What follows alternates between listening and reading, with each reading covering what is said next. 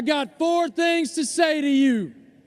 Raise hell, praise Dale, God bless America, and gentlemen, start your engines!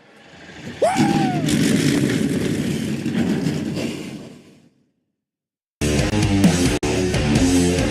I'm Jeff Gordon, and you're watching Racing America.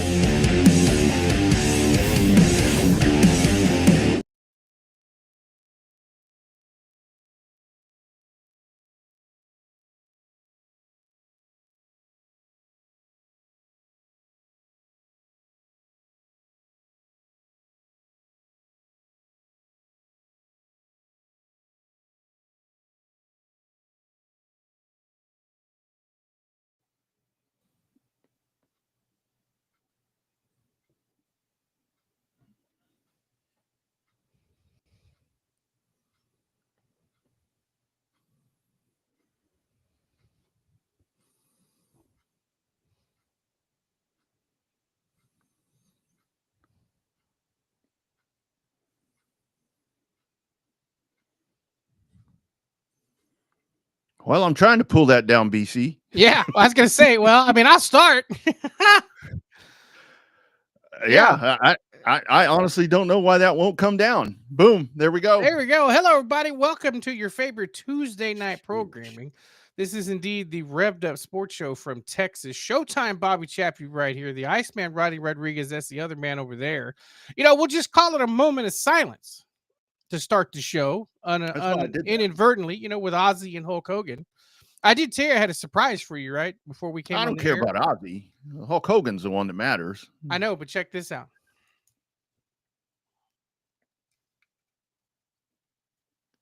A Hulk Hogan beer? A Hulk Hogan beer. There you go.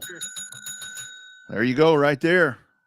Those things, you better get your hands on them while you can. I'm assuming that they'll still make them.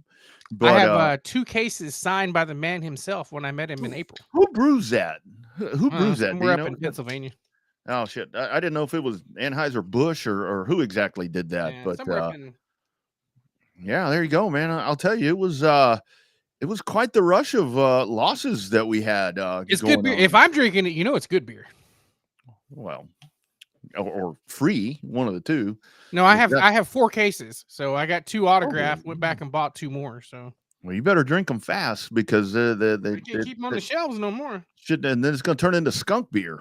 And it's like, yeah, boo, yeah, man. That was quite the run right there of just losing people there all in a row, man. And then now Ryan Sandberg passed away from the Cubs. It's like, man, somebody hit the handbrake here. Jeez Louise. Yeah, a little rough for celebrities and stuff like that. So it's been who knows who's next. So it's not been good. It's, you know, I mean, I'm proud to say that I was a Hulkamaniac. Still am. You see me wear the t-shirts and stuff now. I've been to the store there in Orlando. The store that apparently, you know, it's bone dry now because of he's sold more beer and more t-shirts since he died than he did the last month he was alive. Yeah. Well, I'll tell you, man, the thing about it is, because somebody was asking me, you know, when Hulk Hogan passed, it was like, so is this the equivalent of when Dale Earnhardt passed away? And it's like, I think from that era, I mean, from that era of both NASCAR and wrestling, to where it's like that was probably the most the figure that you would know if you weren't really in sync with either one of those sports. Yeah. But I think that Earnhardt was different because of the way it happened. Yeah. You know, it is much more tragic. I mean, not that Terry Bollea's wasn't tragic, but it's just kind of different. But I think the emphasis that they had, very similar. I mean, I think kind of puts both sports on the map. Yeah, in the 80s, I mean, they were, you know, I'm surprised there never was a collaboration between NASCAR and WWE. I guess Vince McMahon thought it was too low cut, just too Southern for him to hook up with NASCAR, I guess, you know, because I mean, you've seen Ric Flair and different stuff at different events back in the 80s and early 90s. Yeah. So it's not too bad. I mean, you got The Rock that still comes out and does stuff. He's the Grand Marshal for the Daytona 500 either last year or the year before. Yeah, I was always more, you know, once it came down to once the territories were gone, I was more of a WCW guy. I was never more. The WWF, it was I mean, it changed wrestling for the better. I mean, obviously it put it over with mainstream and so forth, but I was just more. And you remember WCW was kind of involved there in the Bush series for a while, where they had what was that, the 29 car, I Yeah, think had it was? the Steve Grissom car, Yeah, and then yeah. had the Kyle Petty NWO car. Hmm. Yeah, that was kind of more my flavor, was that to where WWF was just more. I don't want to say it seemed fake But because there for a while. yeah, yeah. It now to me, when I became a huge fan of the WWF or whatever, was in the Stone Cold Rock, the whatever they call it, Attitude Era. the Attitude Era. That's when I'm like, okay. And that was a great business plan to where they had to change because of, I mean, you remember the back and forth, the Monday nights and Monday the Night Wars. I outside. loved it. I loved it, man. It Oh, was great. that was so great. I mean, that was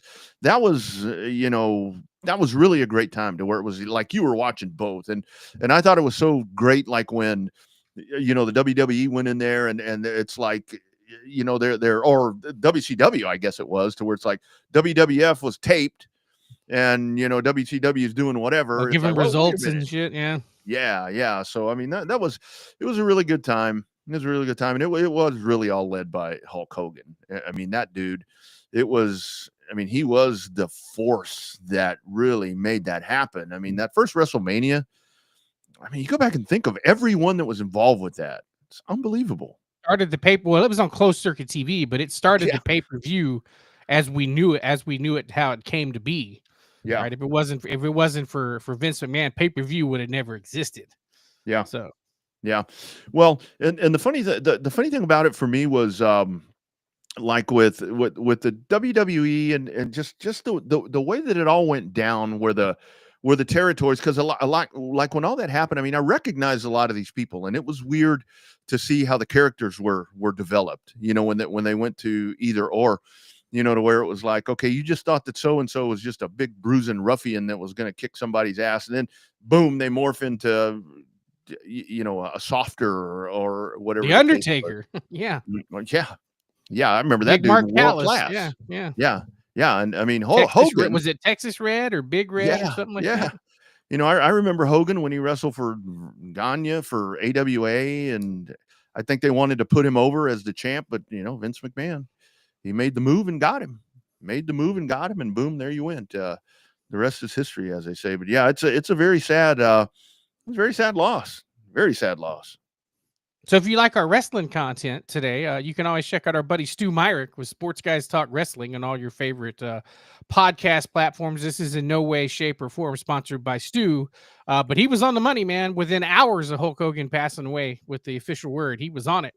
He already had a show tape ready to go. It's about 36 minutes long. I listened to it and had a good time with it. I was worried about him. When all of that went down, I'm like, okay, is this guy okay? I mean, I didn't text him. I'm like, I'm going to leave him alone. He probably needs his time. But and then with like I text you guys, I'm like, well, the one thing that we figured out through all of this is Ric Flair is indeed the man. I Ric never, Flair gonna outlive them all. I never thought He has. He's outlived them all. he has, man. Hogan, Roddy Piper, Dusty Yeah. Rhodes, I'm Harley like, Race. yeah. In the words of Buford T. Justice, there is no way that dude would outlive those people. But yeah, he's still going. He's all bandaged up and taking treatments, right before that. But somebody's probably gonna wrestle again. You just watch. The Nature Boy. God, it's crazy. It's crazy. And it's so funny looking back, and we'll get to the racing stuff here at some point. We've got a couple of guests lined up too. Actually, one of them, the Max Kayas, it's supposed to be on a little bit later on. He's actually racing at Charlotte, and with the Tuesday night show there. And I actually just got a text for Max has been in contact with me saying how things have gotten delayed. I won't use Max's exact words. A lot of them you wouldn't know because we're texting in Spanish, friends. But Memphis Virial just reached out and said he's getting held up a little bit. So we'll see what happens here. Again, we're live, so that's kind of what we do around here. But totally forgot where I was going with that. But anyway, but we'll have plenty of good content for you. there's another wrestling thought, and it totally just went by me. So I don't know. I didn't know that Hulk Hogan wrestled in. They were talking about him in New Japan. Yeah, I had. Is that no? It's one of the ones that's on right now. EC. No, it can't be EC. Oh, TNA. TNA. I didn't know that he was there. He was an authority figure in TNA. Him and Bischoff. They tried to do the Monday Night Wars Part 2, and it epically failed. Well, and I have to tell you that. So when the turn came, when he became Hollywood Hogan, and you had all of that with. I wish I had a toothpick. I'd throw it at the camera. When you had all of that going on, and who's left? Scott Hall? Is he the only one? No, Scott Hall's gone. Kevin Nash is the only one that's left. Kevin Nash. Yeah, Scott Hall's Razor Ramon. Razor Ramon. So when the whole thing happened with the NWO, the invasion. Yeah. So you had all that. It was like, okay. I should have texted you the picture of me and Hogan if I knew we were going to talk about wrestling this long. Yeah, we're 13 minutes in, and we're still on it. But it was so when all of that, I'm like, okay, whatever. And of course, he did get really nasty and dirty and so forth. But the first thing I thought of a couple of months ago when John Cena did the flip is I'm like, it's going to take a lot to convince me right here, because Hulk Hogan did a really good job of being a dick when he flipped back, but he had been a bad dude at one point, so he had it started. He had it in him, yeah. And obviously he had some other demons, so he had it in him. But this John Cena thing, I'm like, I just can't. I don't buy it. That's the only advantage to the show being now on Tuesdays. I can watch Monday Night Raw now. Yeah. And so I can watch it and kind of see what's going on. But yeah, I can't buy the John Cena. And of course, then the videos come out to where it's like, and again, this is what wrestling is now. The videos come out to where after the show, they're all embracing and doing all these different things. I'm like, I'm supposed to not like this guy, but I mean, not that he was ever a favorite, but it's like, it's hard to not like John Cena. I can't think of him as a total dick, where Hulk Hogan did sell me that he was a total cock. Well, the problem is that, it's the way that this new stuff is presented. They want you to, they don't protect the business like they used to. Yeah. Yeah. Before it was like think about how many jobs and acting roles the Undertaker has turned down because he wanted to stay in the dead man character. Yeah. Now look at how much stuff he's doing as the American Badass, as like the motorcycle guy. Yep. He's on TV nonstop. If it's WWE programming, he's on it. So I think that's the way it's kind of like, they're doing this. It comes on today. I think the 29th, right? Yeah. It come out today. Mm-hmm. Called Unreal on Netflix. It's a behind the scenes production of how they turn John Cena heel there to turn on Cody Rhodes. It's on Netflix. Starts tonight. It's a whole mini series about behind the scenes, how they come up with stuff, how it's directed in guerrilla position, all that stuff. Wow, that's really good. I need to check that out. Yeah, it started today on Netflix. So sweet. Yeah, that's pretty cool. Update on Max Kayas. So Max is sitting on the grid. Max has been sitting on the grid. Racers, you can understand this. One of the things that drives us crazy. He's been sitting on the grid. He texted me about 25 minutes ago. I'm going to line up. He's still sitting on the grid because the race that's before him has been under red flag. Oh, so he's still sitting on the grid and still has apparently a ways to go. So we'll get caught up with Max. That's not a bad thing. And that's why we go live, and we always have a backup plan. Ain't that right? As we search for it. I mean, it's always, the thought of having this show taped is just unreal to me because we've done it. We're coming up on almost 9 years now. Yeah. Well, today was the end of the run for the Horn Show, by the way, on Facebook Memories. Yeah. God, I always remember that because it's my parents' anniversary. So yeah. Oh, I saw that, man. I saw your sister post that, and yeah, she stole my thunder. I didn't have to post anything. She done stole my thunder. So yeah, let her deal with that. Well, you had a double doozy. I mean, I remember when I got the call that the Horn that we were all going to be out of a job. I mean, I say a job. Well, still, that was a big deal. I mean, being on the radio there was a big deal. I remember I got I got laid off of my real job that morning at like 9 a.m. I get a text at 8:45. Dear Rodney, you're invited to a Zoom regarding the company future. I'm like, oh shit. That was a rough day for you. That sucked, man. Didn't we do a show that afternoon? Like, didn't this show come on that afternoon I or the think next so. day or something like that? And I think we had technical problems that day. I think the internet crashed that day. So I got laid off that morning, and then At noon, from like noon to 1, we had the horn meeting. yeah, it's like, okay, we need everybody on this call. I'm like, I thought we were like landing a huge like a football thing because it's like close to football season. I'm like, well, at least we're gonna have a big UT thing going on this year. Oh no, we're gonna close the station. You assholes are all out of a job. Like, what? I'm like, I'm not going outside today. I'm not leaving the house. I needed one of them real American hero beers right there. That was a fun show. We had a lot of fun. And the archives are still out there somewhere. Trey Elling, if you go to SoundCloud, Trey Elling actually, I don't know why, but Trey has kept a majority of those. I know the ones for sure. I mean, I've got the Bob Jenkins and all of those, but it was like anytime we had a guest, because Trey was all about, Trey is the consummate interviewer. And so he kept the interview ones that we had, and then he kept every dadgum pre-race that we did. All the codas are in there, and it's like, damn, that's pretty cool. That was a really good show. It was a great show. It was. Really I mean, we still have fun doing this one after all these years, but it was so different.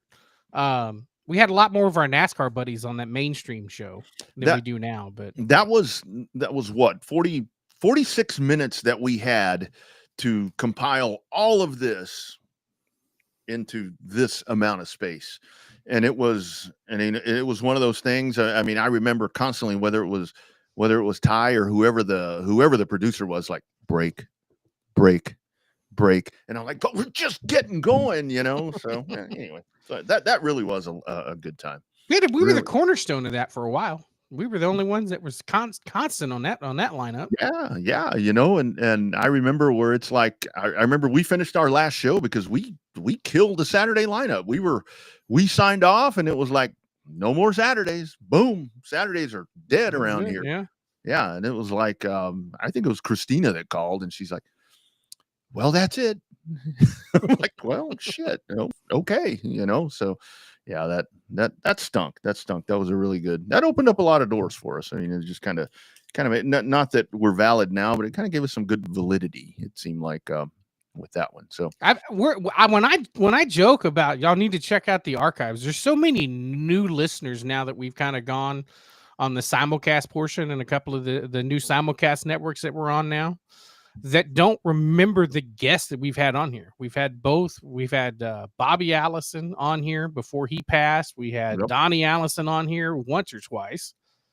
Had Terry Labonte on for an in-depth, long-term interview with Terry Labonte, talking about his days in Corpus Christi, before he made it to Darlington and NASCAR and stuff, with Billy Hagan and just all kind of, some of the local heroes we grew up with. Did you save that picture from JC? I have it. I need to get it over here so we can pull it up. Yeah.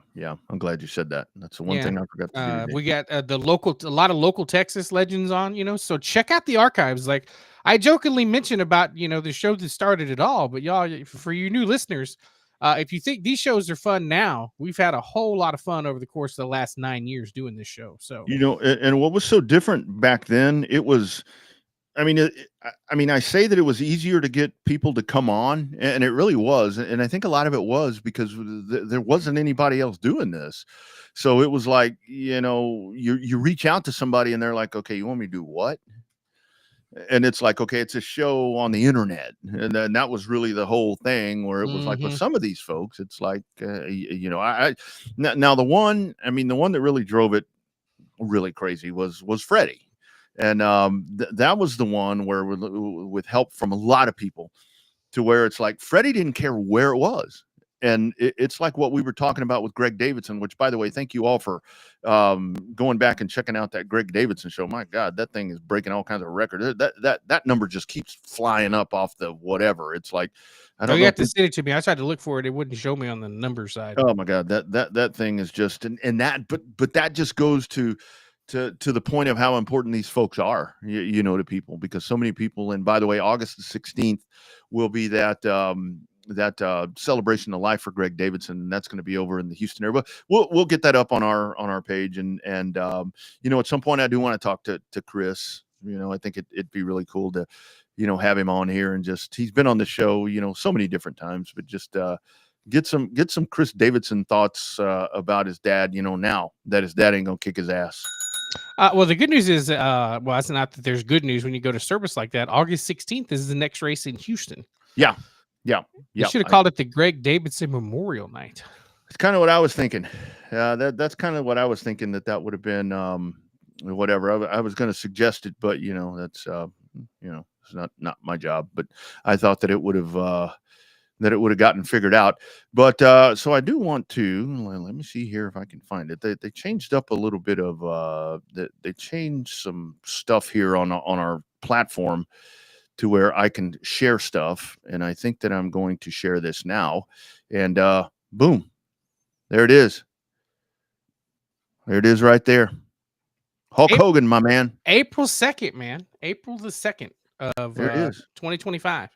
Yeah. Right down the street at a little convenience station. Yeah. Dropping in with real cases of beer. I bought a case of beer the day before, and then I got him to sign 2 cases of beer, and I bought a couple of cases since then after the fact. So yeah. It's good beer. He was on tour. Let's see here. I might be able to help that a little bit. There you go, right there. There's our man BC with the great Hulk Hogan. The great Hulk Hogan. Because that's the shirt from the actual Hogan's Beach Shop in Orlando. Yeah. When I went up to see him, he says, "I love the shirt, brother." I said, "Yes, sir." I said, "I missed you by like 2 days to meet you in person then, but thanks for being my childhood hero." So Did you tell him you took your vitamins that morning? I did. I told him I went from saying my prayers and eating my vitamins to saying my prayer and drinking Hulk Hogan beer. Man, I would have loved to have been able to talk to him and say, Hulk, here's what I learned from you. I went out and got black spray paint and went out and started graffitiing everything that I could find from when you were in NWO. So I learned that. WWE sells the replica belts that have this. They have the old Ric Flair big gold belt, and then they've got NWO spray paint on the front of the belt. I got this thing today. Again, you never know what's fake and what's not. And all too often I bite, but I'm not quite invested enough and haven't drank enough today to do it. I mean, TBD, I might still do it at some point, but so it was like, remember the wing belt, the Hulk Hogan. So it was like, and I followed it all the way until it was to where you had to pay. They're giving away a few for just shipping, and it was going to be $9 and some such replica. I mean, they're not saying that it's like the 10 pounds of gold that's hanging over here. It's supposedly a wing tip or wing whatever belt, gold wing belt or whatever. Yeah. So I don't know. May still do it. Wouldn't mind having that one for my collection. I still have my fantasy football one, by the way. That's coming up too. I've been just a lot of football that's going on, and it's that time of year. And I think this year I'm feeling it. I think I'm going to win. I think I'm going to win this year. Now, 1 year you beat me, so yeah, that one year. That 1 year. Other than that, I kick y'all's ass. So I mean, yeah, it's like all the time. It's like why? It's like we're like giving to the Bobby Chaffee donation fund every year because it's like you're going to win. It's like. And I find ways to lose. I mean, last year I just flat ass sucked, but it's like a lot of those years, I'm just like the Cowboys, to where it's like I have these amazing years and shit the bed, in the first round of the playoffs. So that's all right. You know who's dead last in our NASCAR fantasy league? Who's that? Me. Oh shit, you are? I'm dead ass last in the NASCAR fantasy league. Yeah, I don't. I set that, and I think a lot of times it's for me. Seriously, it is dumb luck, because most of the time it's like, holy shit, it's Saturday night. I better set this. And like when I'm traveling, it's like, oh man, here we go. So anyway, it's all good. You can still play. There's still time for y'all to join in for the playoffs. Yeah. They reset the field for the playoffs. So yeah. Got a couple of 4 more weeks to get in. Speaking of NASCAR, nothing to talk about today other than our friend Austin Hill getting suspended for right rearing Eric Almirola there at the Brickyard. The Busch Series bully. Don't wear white gloves, guys. Don't wear white gloves. It gives it away. Man, that guy. That guy really grinds my gears.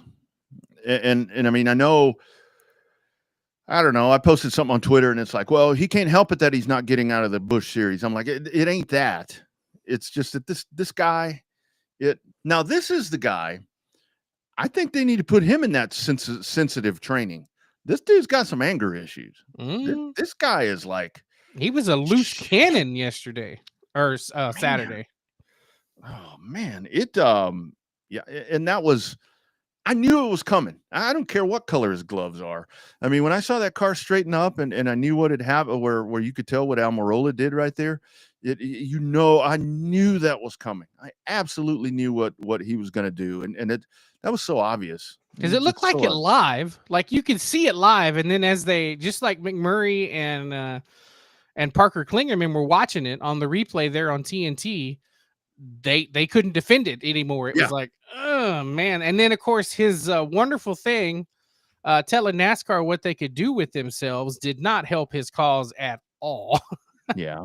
And that's especially when you right rear somebody and the first thing you key up, I didn't right rear that guy. Yeah. And then then you sit on pit road and tell NASCAR to shove it in a so eloquent way that TNT decides to use that as broadcasting material. So yeah. And that's, after the race, with RC, where it's like, comparing it to the other whatever Dakota deal, not the same thing. Come on, Richard. It's like I see that fire. I mean, I know what he did earlier in the year, to where it's like, our cars, we need to be faster and we need whatever. And as Richard is saying that, as I'm listening to it, I'm like yelling at the screen or phone or whatever it was where I heard it. I'm like, Richard, why don't you gift that fire for Sunday? Give Kyle Busch a car that can win. I mean, get fired up like that. I'm like, I'm so frustrated with RCR, because it's like, man, you guys just race on Saturday. That seems to be all you care about. I mean, that's when you're the best. I mean, you got one of the best drivers in your fleet. I mean, in NASCAR, in your fleet, and that guy's driving junk. I mean, put Austin in charge of business. He's a great business guy. He does really good with the Carolina Cowboys PBR team. Absolutely. And we know that firsthand. I mean, talking to JJ Gotch, to where it's like, Austin is so sharp and marketing and all that. Well, could use those tools on the race team. Maybe that'll help the performance. I don't know. That whole thing just drives me crazy. But yeah, Austin Hill really is one of those guys that it's hard to like the guy. I know. I mean, you and I have been to media availabilities with him, and there's just got that little chip.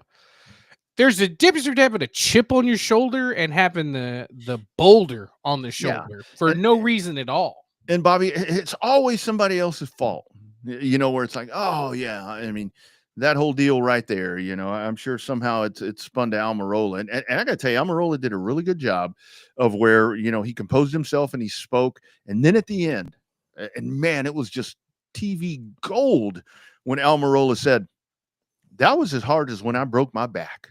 Mm-hmm. I'm like, boom, right there.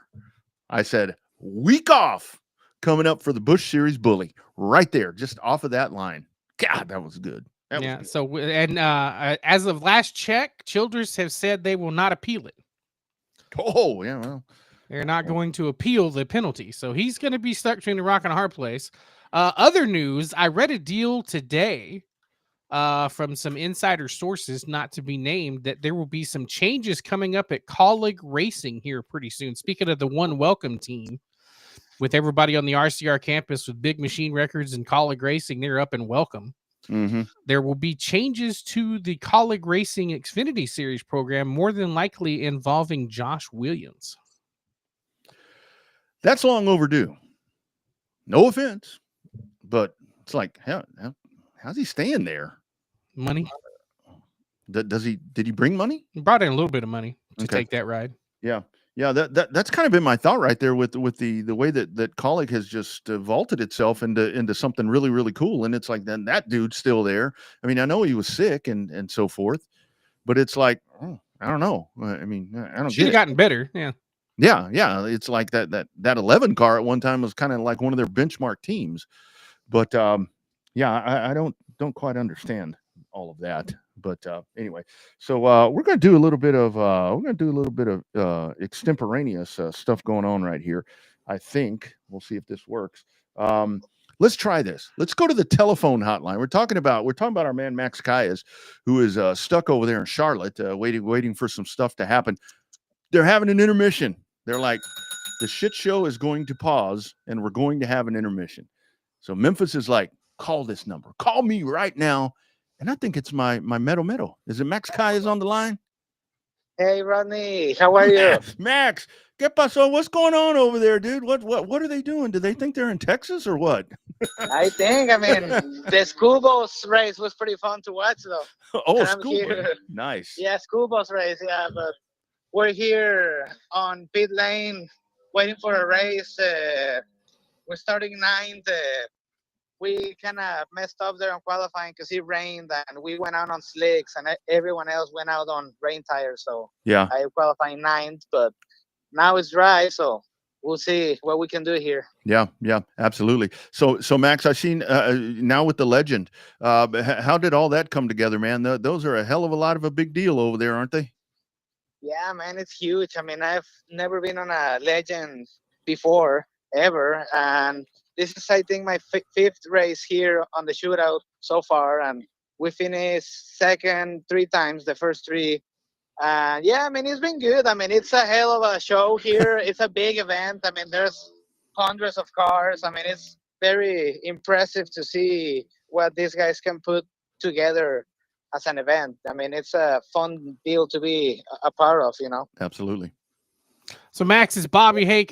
Congratulations on running so good with the Legends cars. How bad are the announcers butchering your name out there so far? You know, some of those guys, they got a little bit more hillbilly twang than I do. They got to be butchering your name. Do they come and talk to you before the races? Yeah, but I mean, you know how that is. I mean, I kind of gave up a long time ago on that, you know? I mean, there's a few people that can do it right, and Ronnie and you are one of the few, I think, that can do it. So, I mean, I miss that for sure. So Max, and I know if you got to go, no más dime, and we'll work with it. So let's talk about MCM this year. So you guys have taken a big step, going off, and I mean, kind of maybe still based here, but getting out and doing different things. Every time I turn around, you've got fleets of drivers and different series and so forth. And now with the Legend, kind of talk about everything that you guys are doing, ahorita. Yeah, well, we moved here officially probably around 2 months ago. I mean, it's been a lot of fun. We've enjoyed it. It's definitely, obviously,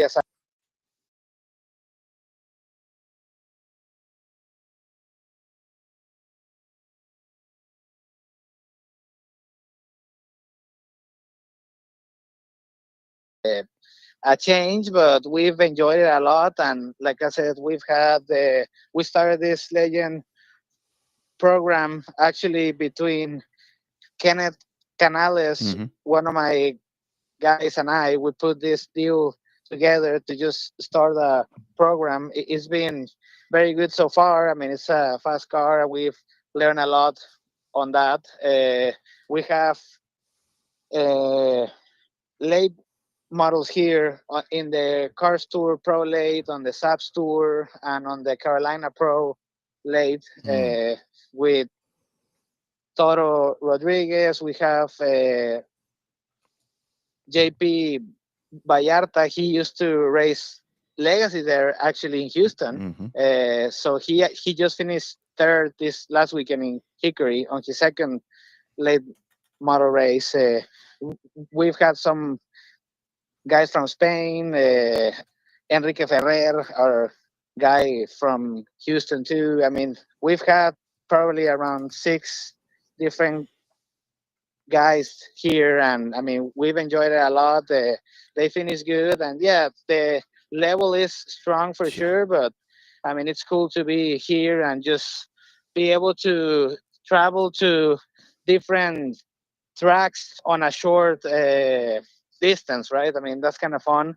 But yeah, I mean, just working hard on that. We started our karting program again from the road course cards. So we have that too, to just be in shape with our guys and stuff. I mean, just learn different styles of racing, right? So yeah, I mean, it's been fun. We've enjoyed it, and like I said, we're just working hard to be better every time, you know? Absolutely. So, Max, you touched on it a little bit. Hey, dude, what's it like in North Carolina? The complete difference being there with everybody, especially right around Charlotte, into Mooresville, up in Kannapolis and all that. I mean, those people, everybody born and bred to be into racing nonstop. That's got to be so different than it is here down in Texas and South Texas, right? Yeah, no, I mean, it's a different scene because here a lot of these guys is their living, right? So I mean, they take this 100%. I mean, literally as their job because that's what it is, and most of them, I mean, it's just a different industry. It's nothing. How to explain it? So it's so much of it, right? That it's kind of like a normal thing here, you know. I mean, everybody races and everybody has some kind of racing background, or they work for a NASCAR team or whatever, right? I mean, it's just the industry is here, so I mean, it's fun just to get to know all this and be a part of it. But I definitely miss Texas, and I hope to go back to Houston this year and run probably, hopefully, at least at 2 of them. I really want to get back on my modified there and just have some fun with our guys, you know. So, but yeah, I mean, it's definitely a different environment, yeah, because like I said, here is kind of like their way of life, like their everyday way of life, right? So I mean, it's cool. And Max, I bet it's got to be different. Like when you were talking about where you've got a lot of tracks that are all together. For one, they're pavement tracks for the most part. But like here in Texas, a lot of people tell me, well, you've got a lot of pavement or a lot of dirt tracks in Texas. And I'm like, yeah, but one's in Corpus, one's in Waco. There's a lot of them in Dallas. And I mean, that's a long ass way. Kind of talk to that right there. They're all clustered up, a bunch of like historic asphalt tracks up that way. Yeah, no, I mean, yeah, it's kind of like on dirt in a way in Texas, but yeah, it's a little bit closer together here. Like, for example, we have our shop is in Mooresville, and we have Caraway like 50 minutes, like 45 minutes away, and then you have Ace like 30 minutes more away of that, and then on the other side you have Hickory 30 minutes away. Tri-County is like 15 minutes more. It's like they're literally pretty much together. Like it's like 7 miles away, right? And then you have Florence, you have, I mean, a lot of them, right? I mean, so yeah, it's cool, but at the same time, that also makes it a little bit tough on the industry in a way where, I mean, everything's so, I mean, there's so much of it that car counts are hard to deal with here because you have a lot of tracks racing on the same weekend. It's kind of like on dirt in Texas in a way. But I mean, yes, definitely the car counts are still strong. But I mean, imagine if all those cars will run in one single track in a weekend. I mean, you have 50 cars every weekend, right? So I mean, but it's cool. I mean, it's a cool deal to race, and yeah, I mean, you have everything here. Millbridge too. I mean, every Wednesday for the micros and all that stuff, and I mean, there's a little bit of everything. So yeah, I mean, it's fun. And also, I mean, this like the legend stuff, right? I mean, it's so big here, and the bandoleros and all that. And I mean, Texas, I'm very impressed and happy how that class has been growing. You know, I mean, it's I mean, what 20 cars every race in Houston. I mean, I think that's very promising, and I really hope it grows even more because these cars. I mean, now I understand why all these NASCAR guys race it at some point, because I mean, it teaches you so much. You know, it's you're on the limit, a lot of power for the weight, and I mean, they're fun things to drive. You know, absolutely. Well, it's got to be fun, Max, because you don't get involved halfway, man. When you jump into it, you jump in with both feet. What all that talk about NASCAR going to Brazil because it's really popular down there. They talked about taking the Clash to Brazil and all of that. how close and how reactive are your drivers from, in Mexico and Brazil and stuff like that? How reactive are they when they hear that NASCAR, the big boys, could be coming that far south? Well, I mean, it's a big hype, definitely. And I mean, I can really say it's gonna be like for sure thing, but I'm pretty sure it's gonna happen. I don't know exactly when, but sooner than we think. But they're definitely gonna go at some point to Brazil, and it's gonna be a huge thing over there. I mean, it's gonna be. I mean, everybody's so crazy about it, and there's already guys wanting to like find rides to race that race like and stuff like that. I mean, it's just, I mean, I know whenever it happens it's going to be a huge thing, and I think the US is going to be impressed of the fan base that is over there. That, I mean, it can obviously add value to the brand as NASCAR, right? Yeah. I think one of the things, Max, that you told me a long time ago when it came to whether it was Mexico or Brazil, whichever one, that I think people are realizing now that the Cup Series went and raced in Mexico City. You told me, you said the folks in Mexico think of the drivers as like, Air Force pilots. I mean, they're superstars, they're rock stars, the biggest rock star, the biggest movie star you can find. That's the way that those folks think of the drivers. And coming out of Mexico, that was the one thing that I heard where it's like, we can't believe how the Mexicanos were so excited to have those people racing in their spot. Kind of your thoughts on all of that.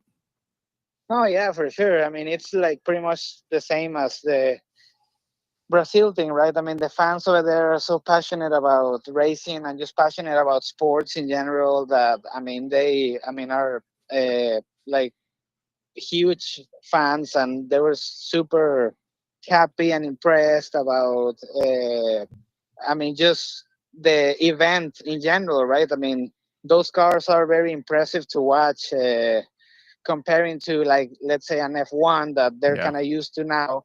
I mean, they're so much more noisy, and the racing is so much closer. And I mean, they were just super hyped up about just the whole event in general. And I mean, I think the acceptance of the event was huge, and hopefully they keep going back there and just make it even bigger every time. Mm-hmm. No, I think the reception for the Mexico race was great. I think the perception of it, of having the logistics of going from Laredo all the way down to Mexico City, I think it opened a lot of eyes to how big and important that race was. The after effect of that, have you already seen more interest from the people in North Carolina about some of your Mexican drivers and Brazil drivers and stuff like that? Has that opened up their eyes when they got to watch some of that NASCAR Mexico Series racing down there, when they got to do part of the doubleheader with NASCAR? Yeah, yeah. I mean, I think that, I mean, that same thing kind of happened at the Clash in LA when NASCAR Mexico raced with them. Yeah. I don't remember. I think it was last year. So I mean, the drivers in Mexico and the series in general is very fun and competitive, and there's some good guys there. So they definitely saw. I mean, the amount of talent that we can have, with the right tools and everything. I think there can be good drivers coming out of there to here and be successful, right? I mean, it just takes obviously opportunities and just right timing. They need to put you in a Xfinity car, Max. That's what I'm thinking. You need to go race at Hermanos Rodriguez. That's what I want to see. Last one for me. So the rest of the year for you guys, and I mean, obviously, we hope that you get back to Houston at some point. But I mean, just for you guys, still any particular events that are really sticking out for you guys, for any of your drivers that y'all are looking forward to that are coming up as we kind of get towards the end of the season? Well, I think the next event is this weekend, the throwback at Hickory. We're gonna run the Cars Tour with Toro Rodriguez there on the pro lates. We'll see how that goes. It's going to be a super, super tough race. So Yeah. we'll see. I mean, hopefully do as best as we can there. Then the 16, we have actually an announcement where Tristan Peña, Texas Tornado, is going to race with us at the Cars Tour at Anderson on the Whataburger car there. Nice. So that's going to be pretty good. And like I said, just Matthew Remore, actually, the guy that, I mean, he started with us in the trucks in Houston. He raced a late model race a couple of months ago. We're looking forward to have him for a couple more here. And I mean, just a lot of races in the SAPS Tour, some on the Cars Tour, and Carolina, and just finish the year strong with whatever opportunity we have to be at a high level, you know. Absolutely. Well, Max, best of luck, dude. Thank you for making time for us. I know that you've been really, really busy. We always love talking to you, dude, because you're one of a kind and you're one of our favorites. So thanks for taking the time to talk to us. Best of luck tonight in the Legends cars, and hell, maybe we'll see you in Houston, or maybe Rodney and I'll come down and see the shop in Mooresville one weekend or something. Come hang out with you, have some cervezas, and watch some racing.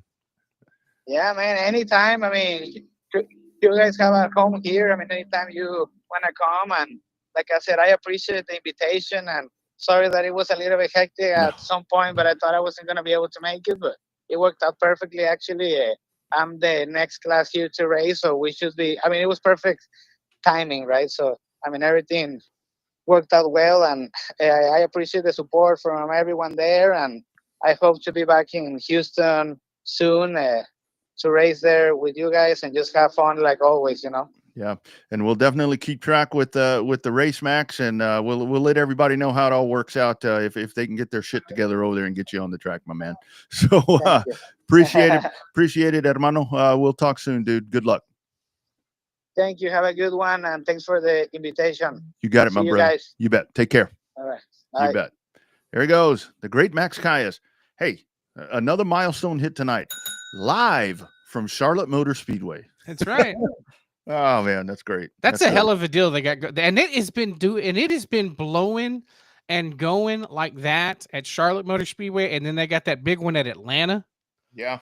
On Thursday nights. That deal in Charlotte, that Legends car deal has been going for what, 25, 30 years there in Charlotte on a weeknight show. You got everybody. They got Bubba Wallace runs one up there. You got Scott McLaughlin and SVG or teammates racing a pair of Legends cars against Bubba Wallace and some of those guys. So they just out having a good time. That you talk about some fun on social media is watching or reading the comments and stuff between SVG and Scott McLaughlin about racing Legends cars with Bubba Wallace and some of those other guys, gals, kids, and adults out there at the summer shootout there, the Cookout Summer Shootout there in Charlotte. So and you know what? One of the things about it is I really wish that, because remember TMS at one point was a pretty good little hotbed for that as well. But I mean, like everything else around here, it kind of fell off. But that's where, if you could get TMS back involved, but I mean, I think a lot of that is like those events that you're talking about there, that the track is very active in it, to where Texas Motor Speedway, that they kind of saw the writing on the wall right there. I mean, because like the other part of what Max was talking about there about how the Legends are doing so well here, man, that's when we talk about homegrown, that's a homegrown thing. I mean, we've talked to the guys here to where it's like, that's like DCRST was, that's one guy and a couple of other people that are just making this thing happen and blowing it all up. But yeah, the Legends, man, that's huge, and they're really entertaining to watch. I know back in the day, maybe I wasn't the biggest fan of the Legends, and then when I sat my fat ass in that dwarf is kind of when everything changed, where I'm like, holy smoke, are you kidding me? I would love to drive a Legend right now. Those just look like, compared to the dwarf, I mean, the dwarfs now are a lot different than the dwarf that I have, but it's like, I just think that those would be so cool. I think they'd be so cool to drive. And I'm glad that division once again is doing what it's doing. I got a feeling that Jamie Call could probably hook you up racing the Legends car in Houston. Think of the promotion. You thought we could do some promotion with you at Texana Raceway Park. Yeah, Think about what yeah. we could do with the promotion of you coming back into a Legend car at Houston Motorsports Park. Because I think with dirt, we knew. I think we pretty much had the expectation what was going to happen. You know, and it was. I remember after the second time I drove the dirt car, Riley Heil came up after practice. She's like, "You won practice," and I'm like, "That's probably going to be the highlight because nobody passed me." Is pretty much what she was saying.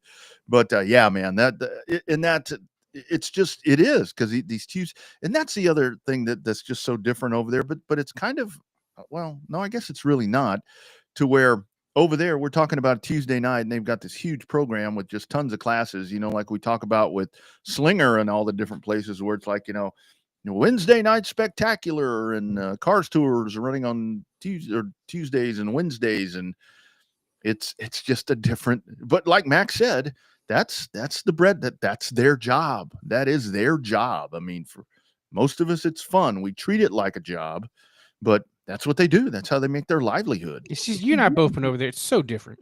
Oh, totally different. It's so the atmosphere at a racetrack is there's still people that go there to have fun, but it is a business trip when you go to like the Legend stuff. When you go to Millbridge, some of those poor kids, it's like you think some of the parents are hard on the kids that play softball, baseball, little league type of stuff like that, pee-wee football.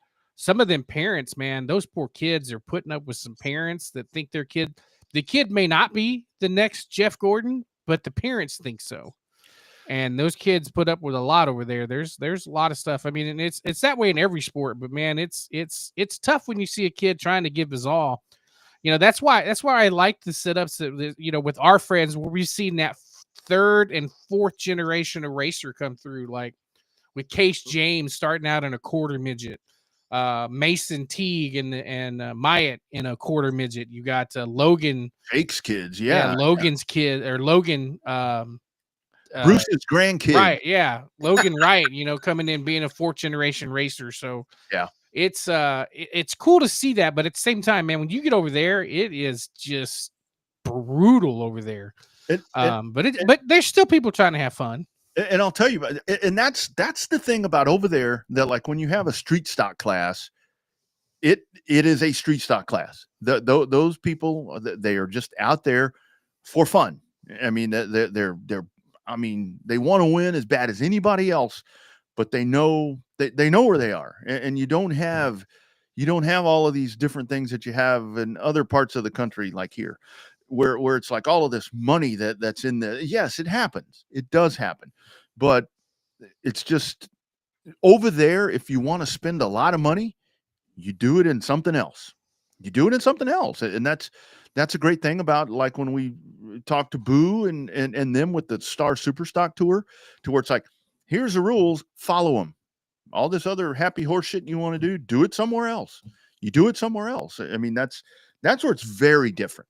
And I think that's a lot of what put us in the spot that we are here with Pavement. And to your point about the pressure on the kids, I think like when we see these young kids that don't have respect for equipment and aren't doing, I think a lot of that is because the parents here, there, everywhere are just so hard on them. You go out and you do whatever you have to do. And I think that you learn that way, and it just never goes away. I mean, it never goes away. Yeah, I think because that's part of the mentality. Like the parents are like, or the funder, whatever you want to call it. We usually say parents, but it could be the funder of those rides doesn't care how many cars you take out to get that checkered flag, because they got enough money to buy a new one. Yeah, and another one after that, and they don't give a shit how much shit you tear up to get there. And so, it sometimes is a black eye to the sport. We can have a full-fledged conversation and have all kind of social media stuff getting fired up about it, but it's not going away. And as we said on the show many times, it's always been about money. Pepsi Cola and Mountain Dew would have paid Darrell Waltrip any amount of money he said, write the check to get him to go from Gatorade over to Pepsi and Junior Johnson. Yeah. It's always been about money. Yeah, and that's why I tell that story all the time about the deal with me, to where once again, very very much different scale, but I can only talk from personal experience, to where when I realized, when I started racing street stocks, I'm like, damn, if I use the nose, I can like pass, quarter mile tight racetrack. It's like, man, you got a really strong front end. If you move people out of the way and run them over and whatever, man, that works. I mean, that's what you have to do. And of course you're tearing stuff up because you're causing problems. And I did that a couple of times. And after the second time, of replacing upper control arms and replacing ball joints and replacing all these different body panels and shit that I'm not the most skilled at doing, and I'm not skilled at it at all. Yeah, Dad's doing all this. It's like, look, the next time you do it, the next time that you want to do that, you're changing all this shit, and that car will be back out when you have it ready. And I watched him do it, and I'm like, I can't do that.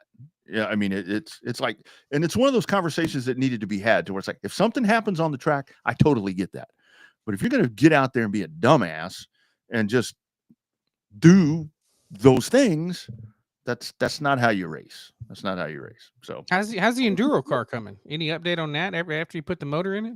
I don't ask. There's that's for me to know, and I'll know when it's time for me to know. So anyway, SuperTech 600 coming up. No pressure. Well, they got the one coming up. They got the 100. They got the 100 coming up on the 16th. That's the one Dad had to race, because it's 100 laps. Yeah. Not all that well. I mean, he's in fine shape. I mean, he could probably run 100 laps before I could. So anyway. Yeah, I don't know. Just curious. I ain't heard anything about it. Seen any pictures, so I don't know. Yeah, well, there's been some. Well, you've had some family. Had some folks kind of under the weather and so forth. So it's kind of taken priority. And that's the other thing that we've learned after all these years, where it would have been in the past, 30 years ago, so and so's not feeling well or not doing well. Oh, they'll be fine. Let's go get the car ready. That's the way. That's like the racers around here. Oh, the rent's due. That's all right. We got to go get tires. The rent will get figured out. That's kind of the way all that works. Speaking of short track racing and so forth, Stuart Friesen, and this to the other conversation we had, the news today. Stuart Friesen, that dude got jacked up. Did you see that, Rick? Good Lord, got Tebow from the roof. And this is where I go. I understand the passion and I understand all of that, but it's like, and from some of the stuff that I've read in a couple of different places, it's like, man, that racetrack's kind of not the most, obviously it doesn't have safer barriers, doesn't have all that stuff, but it's like, I don't even think it had a tire at the end of that cement wall. He did what Steve Klestanek did at Austin. He did the old, into the concrete or steel, or I doubt it's concrete probably, but it's like, at some point, and I get the whole thing. I think that one reason that Christopher, you asked him at the press conference at COTA, to where I think one of the reasons that he fired off so great this season was all the dirt track racing that he did. But he managed late model racing with Donnie Wilson too. Yeah, and he managed to avoid not getting hurt. But like even Larson, Larson had that hellacious crash, during his drought right there after the double, and it's like, at some point, I get it, but this is your livelihood. Don't go run them janky places, especially in a dirt late model. Holy smoke.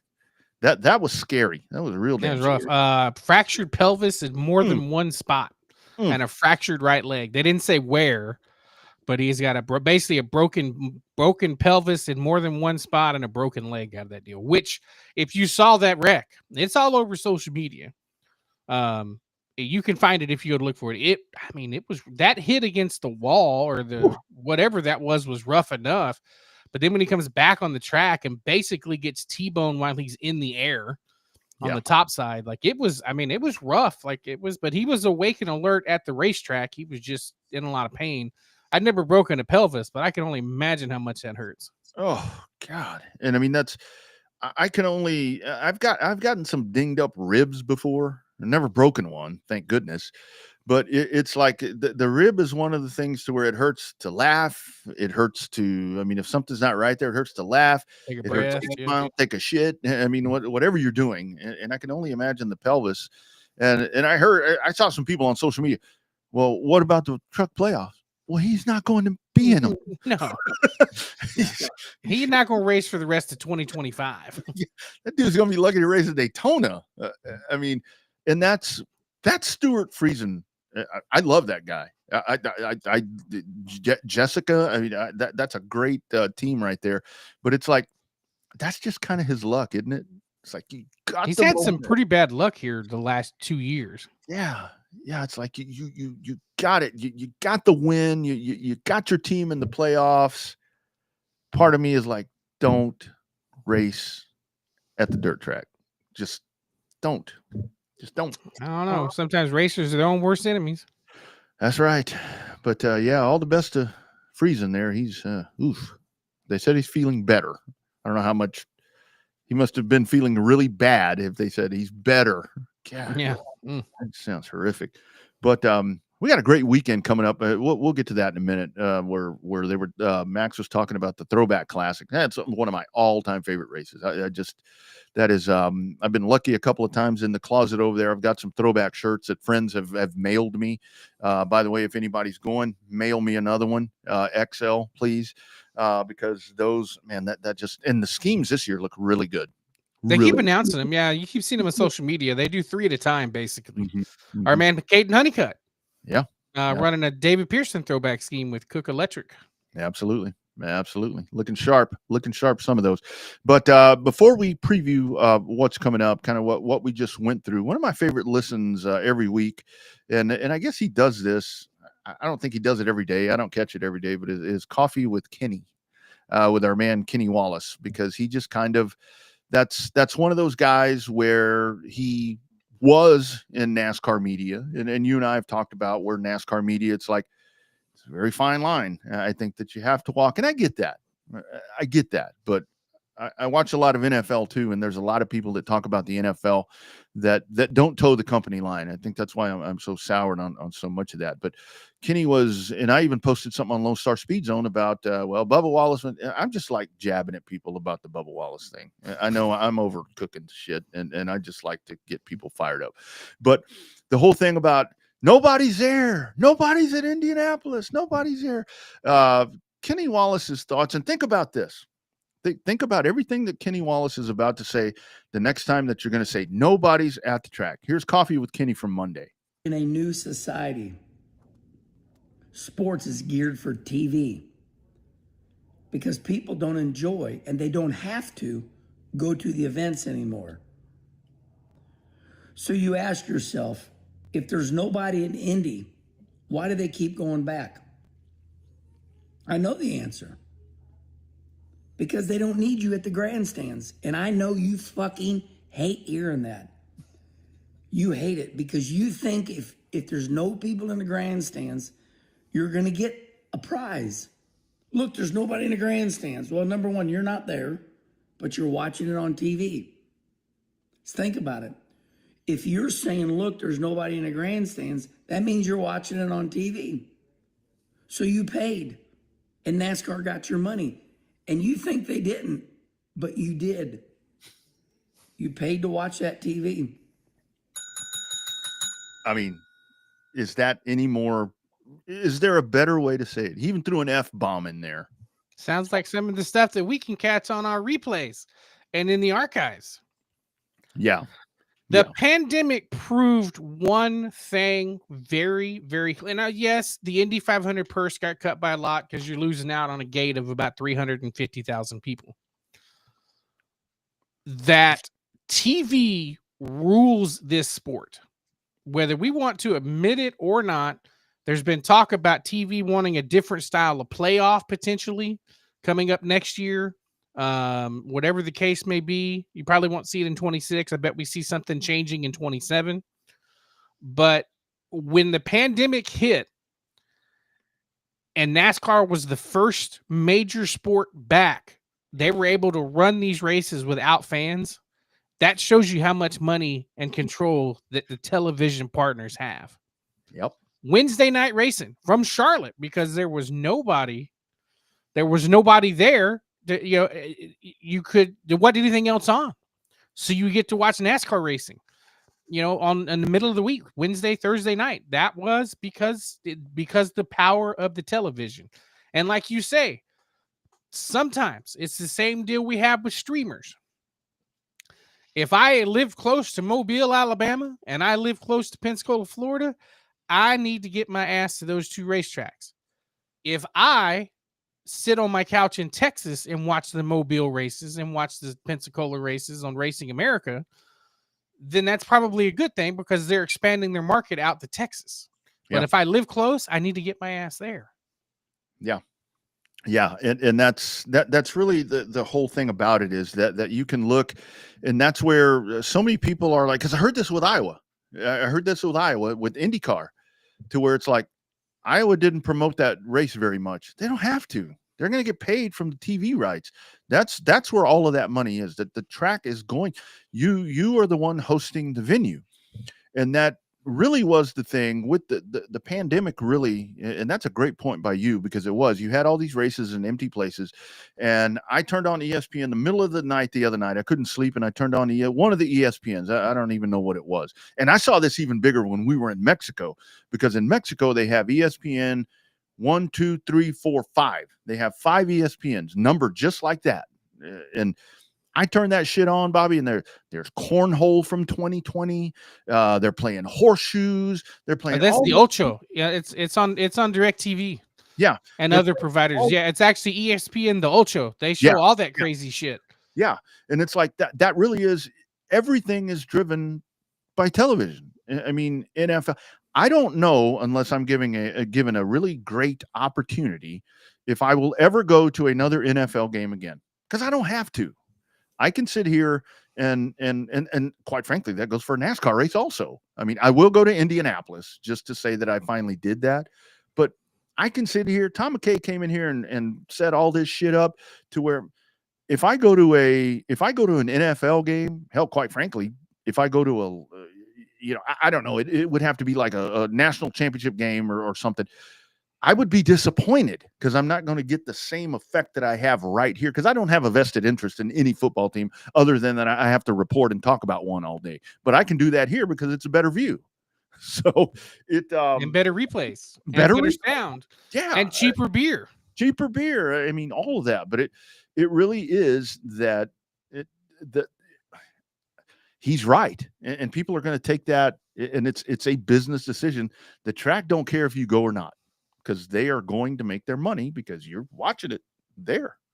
And you're only giving them more run because you're going to sit there and bitch and complain and talk about the race. So it's like, okay, that's great. Tracks are happy. That's their revenue. And that's a great model for the tracks from NASCAR. You know, I think that's genius. Indy wish they had that model. Oh, IndyCar wishes they had the NASCAR model. Yeah. Yeah. And that's where, I mean, if you want to talk about these lawsuits and all this stuff about, monopolizing, well, hell yeah. I mean, yeah, they have. Who else can do that? Who else can pay that kind of money to all these racetracks again? I mean, I know a lot of the racetracks, and that's where people say, well, SMI owns them and all this, whatever. That doesn't matter. That's Fox's money.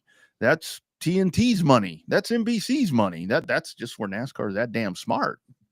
So, they 7-year, $7.7 billion TV deal. They know what the hell they're doing. Do the quick math. That's $1 billion a year. Now, does that come close to SEC rights? Not really. Southeastern Conference. Does that come close to Big Ten rights? Nah, not close. Nobody's touching NFL rights. Nobody. Yeah, Nobody's touching that. But for what it is, that was one for 4 partners. 4 partners to get with the money that NASCAR got on this last TV deal starting in 2025. That is pretty damn impressive. And all people want to do is bitch about it. Yeah. And that's why, the whole thing, well, they don't have a title sponsor. They don't need one. They don't need one. I mean, it's. Although they still have to replace Xfinity on the Xfinity series, which we hadn't heard anything about that. Yeah, I don't know. I don't know what may be happening with that. I mean, there hasn't been any rumblings. I mean, the way that NASCAR operates, you can get frustrated with them all you want, but boom, we'll probably just get some week, in about a month, it'll be like, okay, press conference coming on Wednesday, and boom, here we go. We've got a announcement. Maybe it'll be that company, that CEO that got fired. Maybe astronomer. Maybe it'll be astronomer.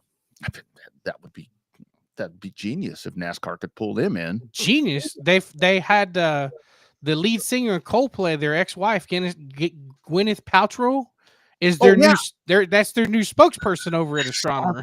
I saw that. That is a genius PR move. And the whole thing is, I mean, it sucks for Mrs. Astronomer's whatever her name is. I can't think of the dude's name. It don't suck for her because she's getting 50% everything that guy's got, if not more than that. It was probably not a good relationship anyway. And she's like, thank you. She had probably called, Thomas J. Henry at some point, and it's like, okay, I got to figure out how to get out of this, but I'm going to need to do this, and boom, there you go. Done. God, what a mess. Yeah. Astronomer. God, I didn't even know what that was. When I saw Astronomer, I thought that it would like the dude was an actual astronomer. Yeah. I thought he was an astronaut. I'm like, that guy doesn't look familiar, but God, I tell you, social media just took off with that one. It's like, dude, it's everywhere. The only thing that took off from that is all the Hulk Hogan memes after that. Yeah.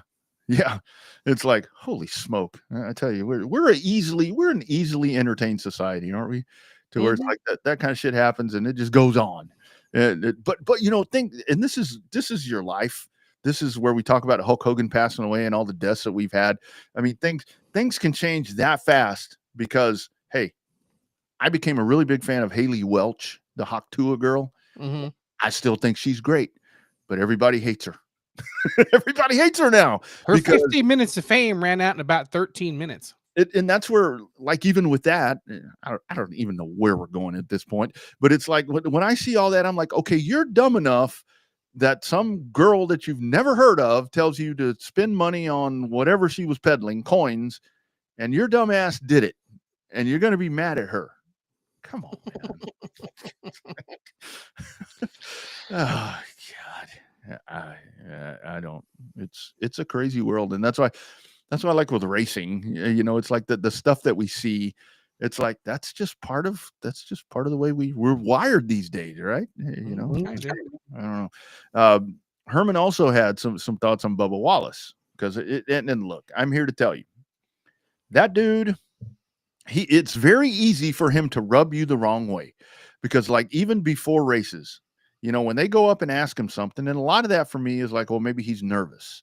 I don't know what I know that, I mean, if I were going to race tomorrow, even after years and years and years of being behind the wheel of a car, I still get a little edgy and I kind of want to be left alone, but that's not what happens in the NASCAR Cup world. But that dude has the tendency to just kind of make you want to, with the way he acts. But so Kenny had some thoughts on Bubba Wallace as well on coffee with Kenny. And I wonder what Kenny really has in that coffee.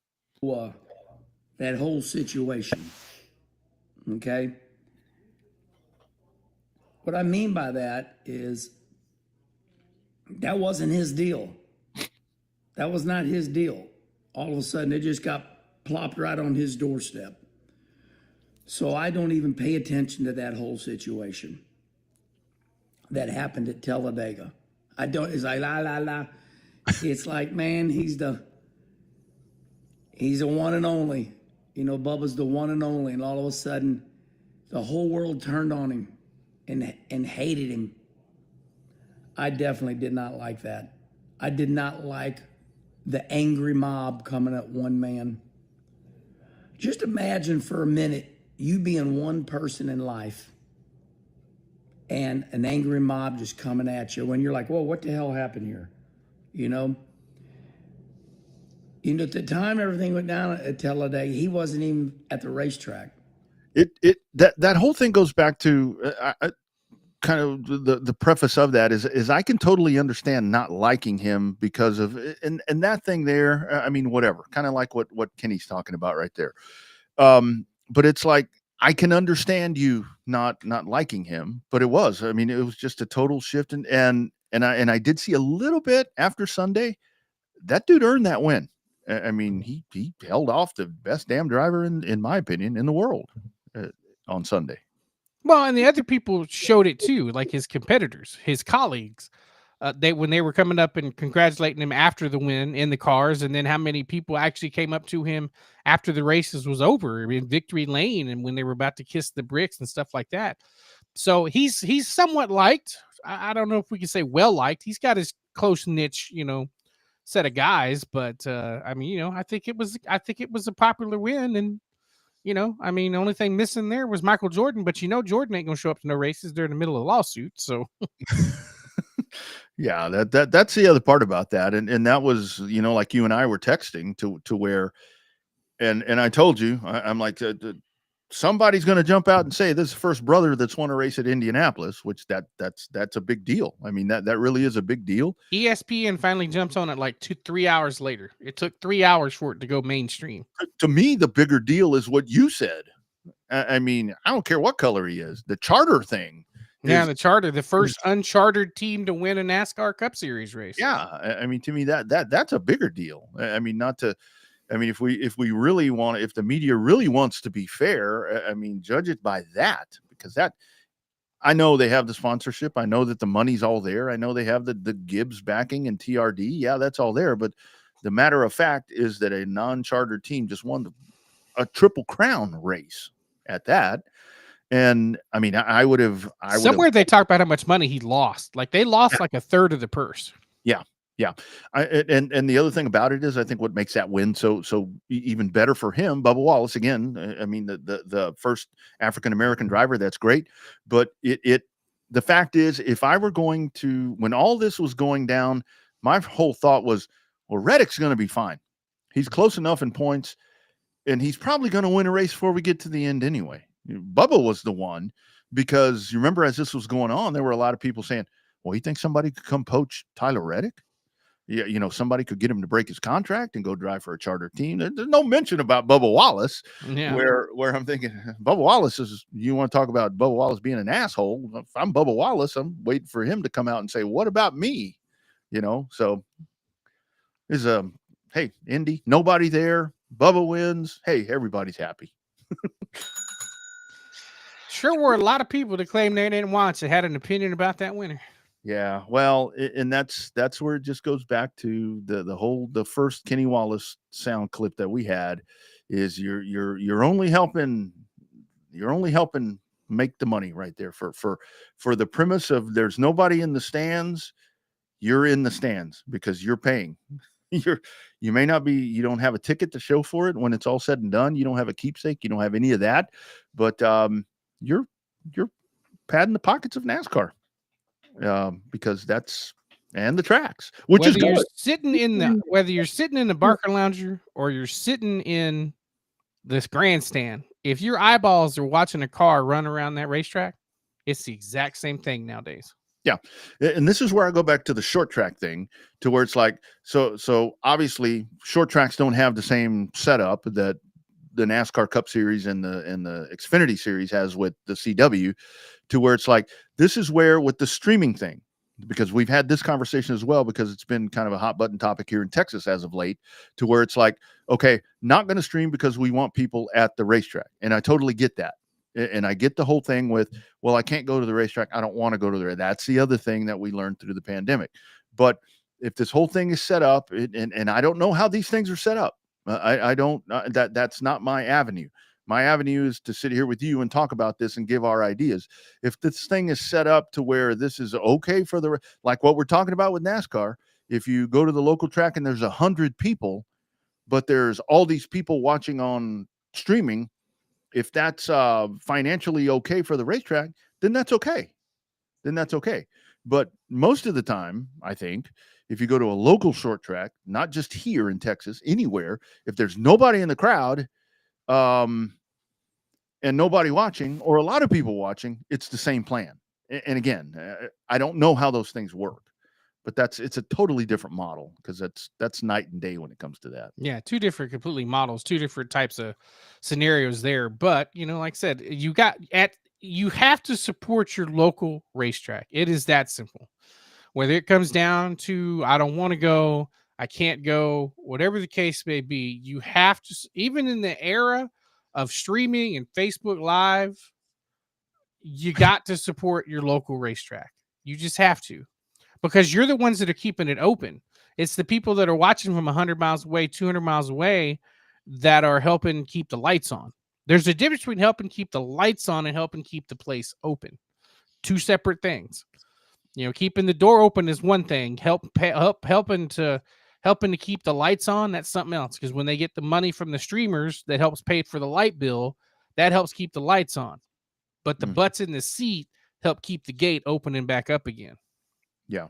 Yeah. Because they are, and I mean, if you go to a track, buy a hot dog. I don't care if it's any good or not.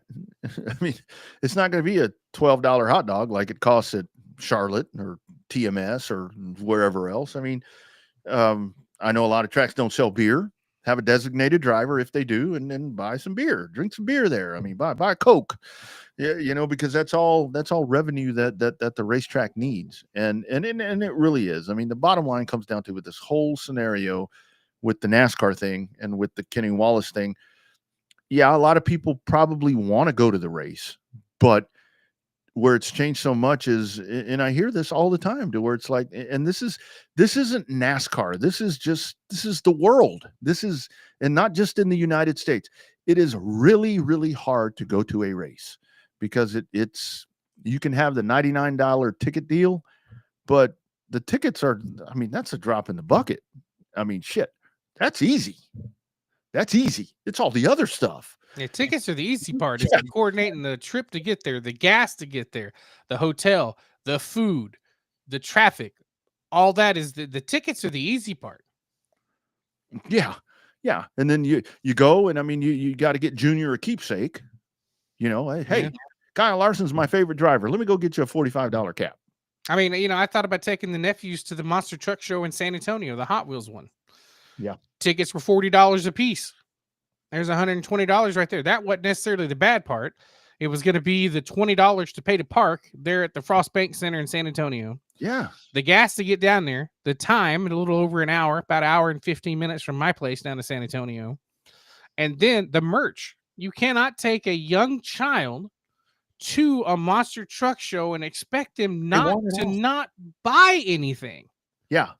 Yeah. When Tracy and I were in Mexico last week or 2 weeks ago, whenever that was, we were laughing because we were walking through one of the nights. They had we saw a fire show. They were twirling fire sticks and all this other stuff.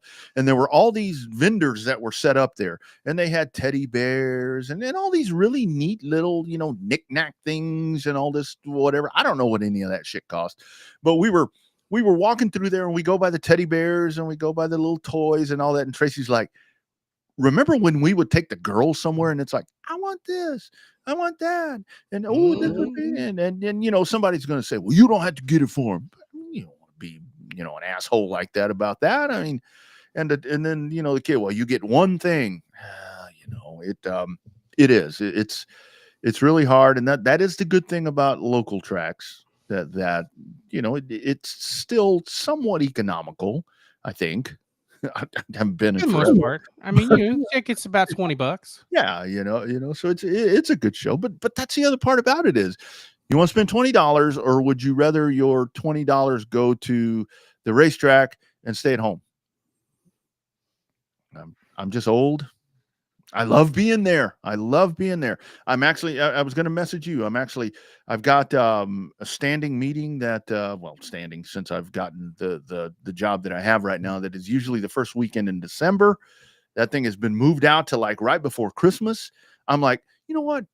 I might go to the Snowball Derby. Might be a good time to go back to the Derby. Yeah, I think I might just go to the Derby and watch the damn races.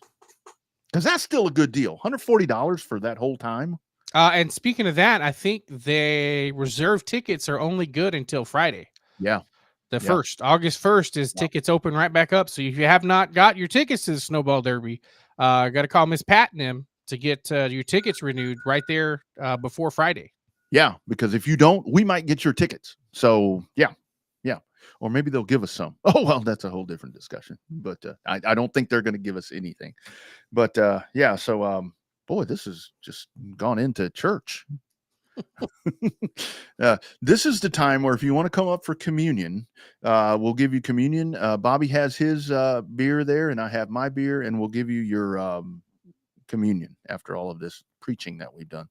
See, that's what happens when the guest thing kind of shuffles up. And thank you, Max. That's really cool that he jumped on right there. That dude is so cool. It was like if I'd have been waiting in the car and then I jump out to go talk to us, I'd have been like real short and wouldn't want to have said much. And we threw every damn thing at him. And he still, I was over here talking Spanglish to him and he's still just like, boom, answering the way that he should. But anyway, Throwback 276 or Throwback Classic coming up there at Hickory. And this is where I know that we've got our friends at Cotton Bowl Speedway that are going to be racing this weekend, but and definitely get out there. Night number 2 of the Summer Shootout Series and the Stims South Texas IMCA Modified Series will be there. God, it would have been really cool if they'd have gotten a race in Corpus because you'd have had 3 of them all in a row right there.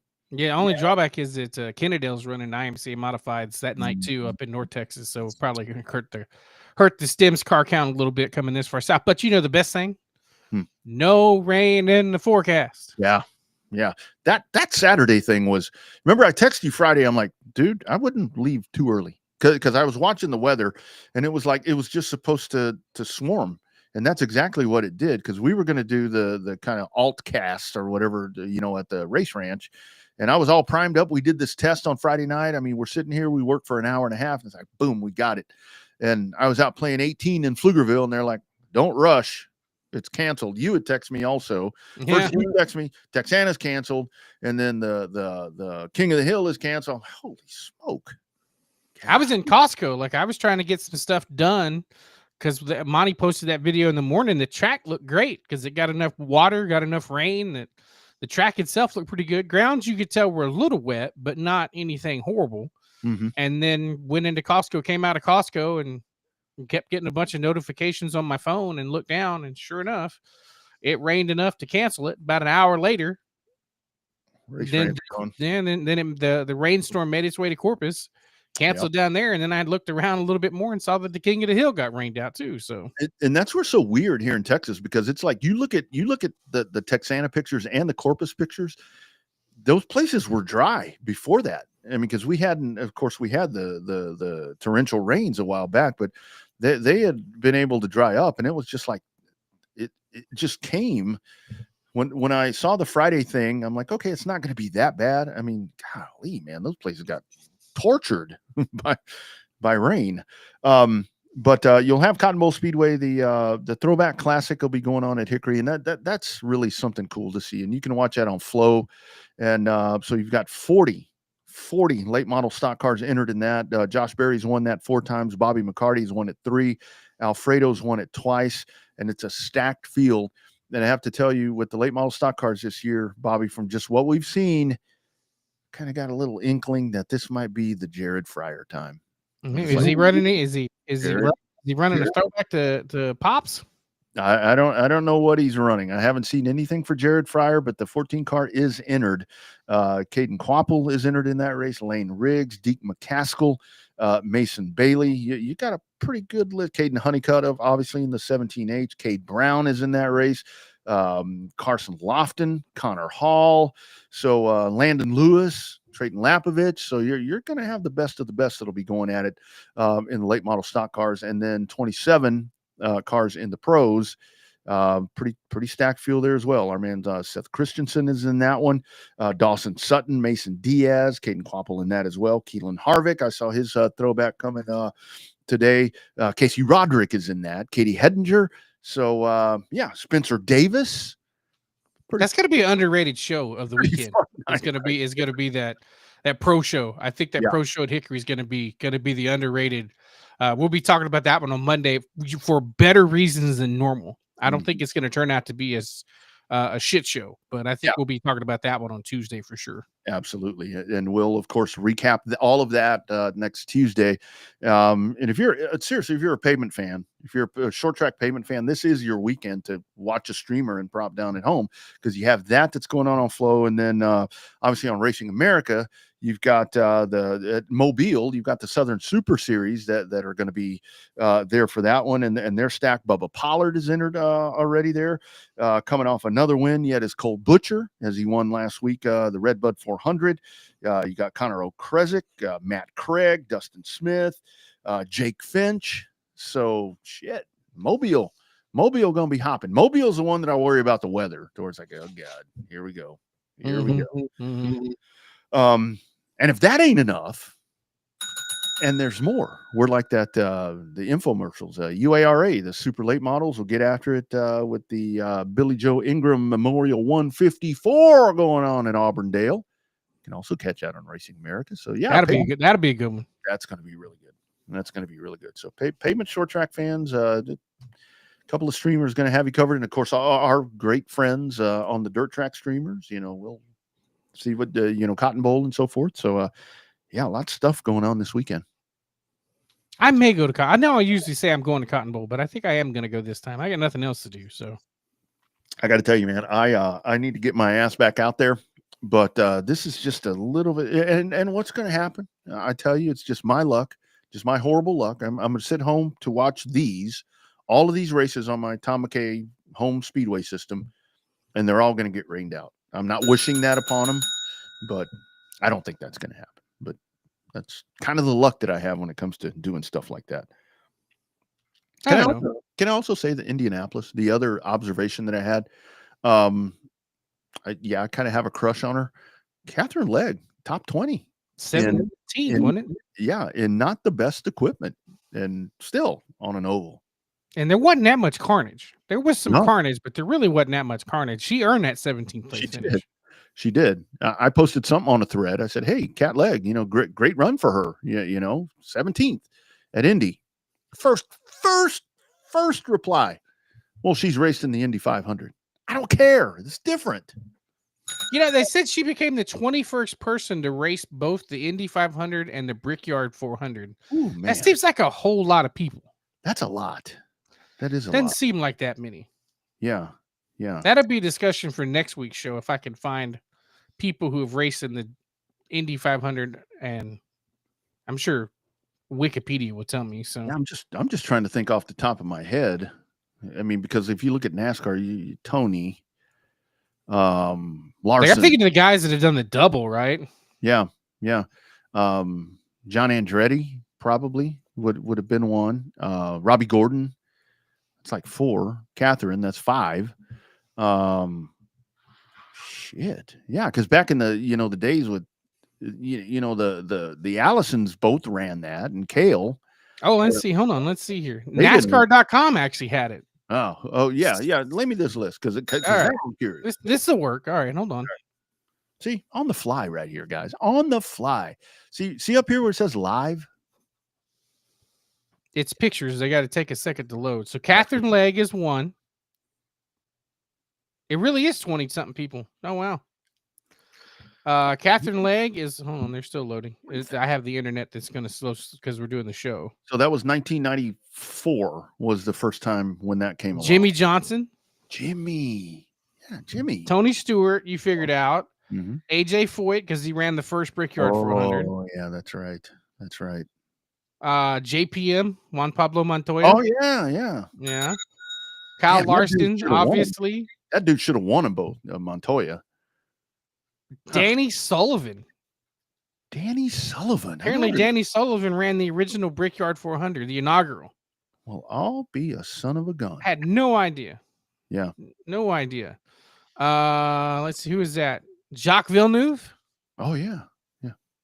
Would be one. Not that many. Let's see here. Can't forget this He's got one Brickyard 400 start in 2010 and 3 Indy 500 starts. Yeah. Shane's got the other one here, the other love of my life. Oh, yeah, Danica. There's one. Kurt Busch. Oh, Kurt Busch, yeah. AJ Allmendinger. AJ, yeah. Jeff Brabham. Oh, yeah. He ran NASCAR? When did he do that? Inaugural 1994. God dang. Huh. I don't know why I didn't think of that. Sam Hornish Jr. Oh, yeah. Remember when he was going to put the NASCAR world on fire? Yeah. John Andretti. John Andretti, yeah. Larry Foyt. Our man Larry, the captain. Larry Foyt. 2003 for the Brickyard 400 and 3 Indy 500 starts. Jason Leffler. 5 Brickyard 400 starts, 1 Indy 500 start back in 2000. That's crazy. Scott Pruitt. I didn't think about Scott Pruitt. 2 Brickyard 400 starts, 4 Indy 500 starts. Does it say when he did those? It would have been It doesn't say when he did it, but it would have been early. He's in a Tide ride, in a NASCAR ride, so he's in that 32, that Wells 32 one. Yeah. JJ Yaley, 1 Indy 500 start in 1998 and Brickyard 400 starts. He's got 10 of those. Sheesh. Patrick Carpentier, 2 Brickyard 400 starts and 1 Indy 500 start in 2005. And then Robbie Gordon. Yeah. Wow. Oh, and Max Pappas there was one more slide. Sorry. Max Pappas. Brickyard 400 in 2010. I'm assuming with Geico.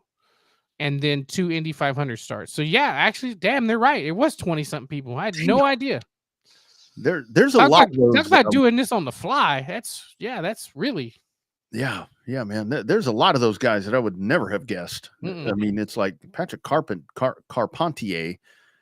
Yeah, I'd have never gotten that one. Wow, that's good stuff right there. That is good. Yeah. Wow, that was kind of, it went over my head when they were talking about her doing that, of Cat Leg doing that, and when you said it, I'm like 21. Bullshit. Wow, that's crazy. Yeah, something like Brabham and some of those guys, you're like, you kind of forgot about it. Then you got to think about it. Like Allmendinger, like I don't know why Allmendinger. He's got the 1 Indy 500. I think he started on the pole or front row with Penske. That's when he should have won and had the damn seatbelt come off. Yeah. And kind of to put a bow on the whole Brickyard thing. And here we are again to where it's like you do the road course thing. You wanted the oval back when you didn't really like the oval, and I'm kind of getting that feel again where the oval race wasn't that great. I mean, look. The bottom line is, and I posted this on Sunday, to where any time that it's, whether it's NASCAR or obviously the 500, even if Formula One went back there, I like any race day at Indianapolis Motor Speedway. It's a big damn deal. Yeah, I mean, it is the most boring of the tent pole races, right? Of the crown jewels, it is generally the more boring of them. Yeah. But you got to race the oval. You just got to race the oval. Yeah. It's like, if where I'm talking about, I would probably not be more apt to go to an NFL game. If somebody gave me a great opportunity to go to Lambeau Field, I would go. But if I went to Lambeau Field, I don't care if it's cold. I don't care what it is. Green Bay played, and let's say they beat the snot out of the Detroit Lions 50-0. I would still be thoroughly entertained because of the venue. Yeah. And that's part of Indianapolis. It needs to be on the schedule. I don't care how many people are there. You have to have the mindset that I think what I saw, and I don't know if this is verified. Again, I see so much stuff where what was actually allotted as seating for the Brickyard 400 was about 70,000. Yeah. The walk-up sales were a little lower compared to last year. But yeah. So part of it is when you look down the backstretch and it's not full like the 500. Yeah. Well, when you have a place that holds 200,000 people and there's only 70,000 people sitting there, it's going to look empty. Yeah. And this is where I go back to the whole thing. And I was waiting for that on Sunday, to where it's like, well, there were only 60,000. 60,000 is a lot of people in this new environment that Kenny Wallace was talking about. Back in the day, when TMS would have however many and the stands were full, and Brickyard 400 has the highest attended NASCAR race ever, right at 275,000 people. I saw somebody post that. Well, that ain't shit compared to 275,000. I'm like, no shit. Nothing is getting that. Nothing gets those kind of seats anymore. No. And it's like we've said, in NFL, we're about to get in the NFL. They have 60 to 80,000, depending where you are, unless you're the Cowboys. That's your attendance. Like college football, I mean, you have, unless you're A&M in Texas, you have 100,000+. If you're drawing in this day and age, if you're drawing 60,000 to 80,000 people a week, and that's the other thing, NASCAR does it every week in a different place. So I think Iowa will be sold out. But that's because it only holds 30,000 people. That's right. And that's why, when they go to the Madhouse, oh, the place is full. What's that hold? 12,000? Yeah. 18 max, maybe. I saw they fined some drivers and disqualified some people today. Yeah, the circus finally laid down some rules, and they were disqualified. Of all the problems that they have, there at the Madhouse. They were DQing people over tire dope. Mickey Mouse shit. I'm like, okay, you're finally laying down the law for that. So answer me this, and you and Wags may have had this discussion. Well, maybe not because of the whole racing thing. Is hardcore racing fans just laugh at the clown show that is the Madhouse there at Bowman Gray. Do hardcore baseball fans do the same thing against the Savannah Bananas? I haven't watched them fully, but hardcore baseball fans love the Savannah Bananas. I thought it was just the opposite. I thought they hated it. No, I mean, because I think even a lot of hardcore baseball fans, and I've always said, if you think baseball is boring, it's because you haven't studied baseball. Because it's like that was one of the things that I learned as a kid is I'm not very good at baseball. I'm going to get in here. I'm going to learn this game to see what's so fascinating. And there's lots of things that are fascinating about it. But I think the fact is that a lot of hardcore baseball fans will tell you that it gets boring and they want to be entertained. And we're just at that whole part of society where it's like, okay, catch my attention right now and keep it. I'm going to give you 2 hours to keep my attention. And they do a really good job of doing that. And they're coming to Round Rock. They're supposed to be here, I think, in October.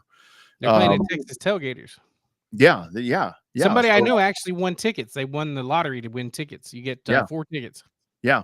So we're like beating doors down. It's like, hey, we can come out. No response. But it's not Del Diamond that's doing this. This is the whole whatever that is. I mean, when they're selling out Fenway Park and Pinnacle Field and all, where I would totally do Savannah Bananas right now?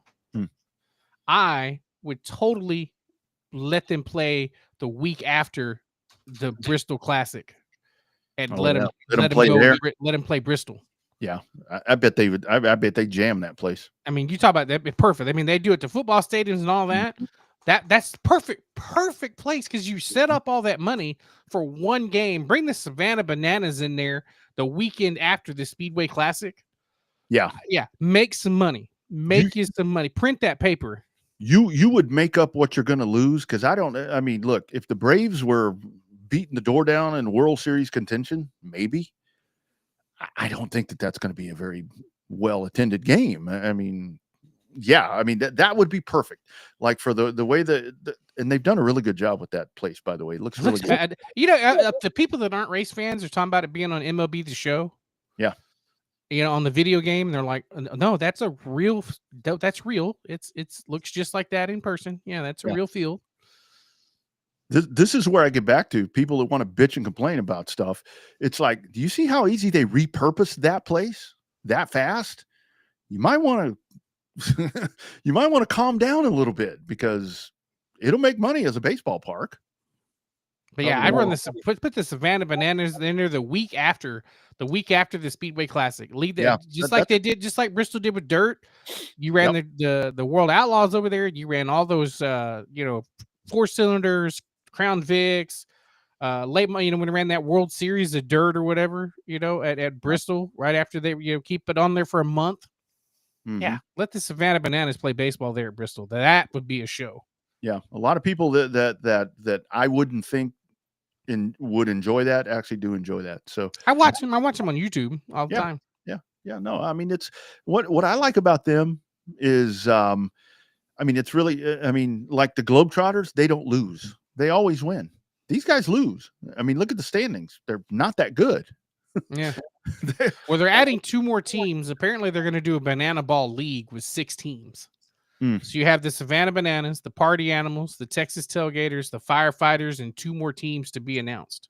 Damn. See, they need to come up with like a football league like that because the UFL is like that heart monitor is going. Doot, doot. Well, only if you're a USFL franchise. Yeah, and that's where. Well done, San Antonio. There's no problem of losing that team. Have you seen, speaking of that, have you seen some of the Spurs are trying to get a new building downtown, and they're pledging like $1 billion that they're going to throw at this, and good for them because you don't see a lot of franchises doing that.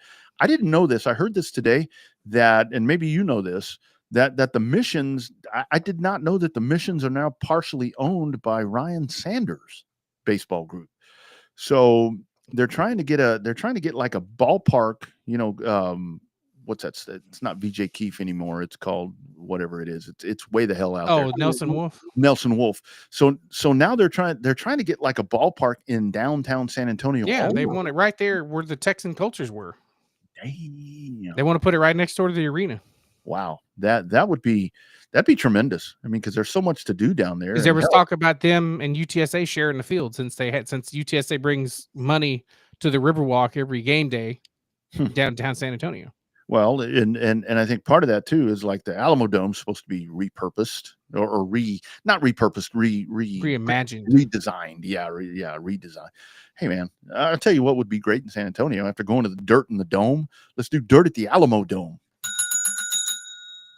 That'd be good. No place for pits.